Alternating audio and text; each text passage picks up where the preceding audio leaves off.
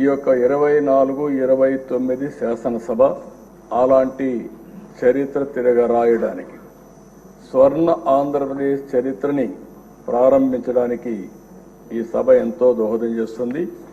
అలాంటి సభలో అధ్యక్షులుగా చింతకాయల అయ్యన్నపాత్రుడు గారు, డిప్యూటీ స్పీకర్గా మీరు ఉండడం మాకెంతో గౌరవం అని చెప్పి కూడా నేను మీకు తెలియజేసుకుంటున్నా.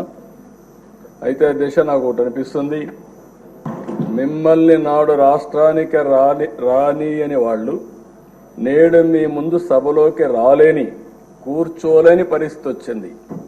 ఇది దేవుడు రాసిన స్క్రిప్టే.